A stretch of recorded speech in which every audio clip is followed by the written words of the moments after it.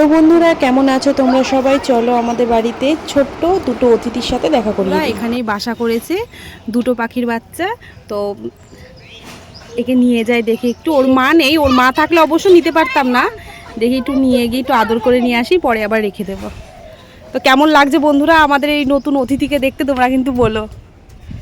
দেখো বন্ধুরা একদমই ছোট, সবে সবে মুখের কাছে হাত দিলে ঠোঁট খুলতে শিখেছে। এটা ঘুঘু পাখির বাচ্চা, অনেকদিন আগেই ডিম ফুটিয়ে বাচ্চা হয়েছে। তো খুব ছোট ছিল, প্রথম প্রথম তো ওর মা ওকে ছাড়া যেতই না কোথাও, এত ঝড় বৃষ্টি হলো তাও। এ দেখো বন্ধুরা, এ দেখো একদমই ছোট, হয়তো ভয় পেয়ে গেছে ও যে ওকে আমরা নিয়ে আসলাম ওখান থেকে, কিন্তু আবার দিয়ে আসবে, এক্ষুনি দিয়ে আসবো, না হলে ওর মা এসে কষ্ট পাবে। দাও বাবা দাও, আদর করো, একটু আদর করো। আমার বাবু আদর করছে, এই যে আমার সোনাই, আদর করো আদর করো বাবা। দেখো দেখে আসি, নাহলে ওর মা এসে কান্না করবে।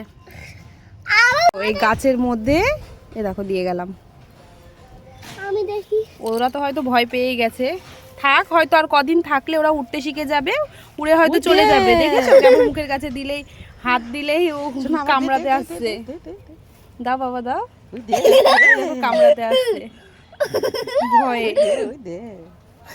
এই জন্য তোমাদের সাথে শেয়ার করলাম। কেমন লাগলো তোমাদের কমেন্ট করবে, ভালো লাগলে শেয়ার করে দেবে। টাটা বন্ধুরা।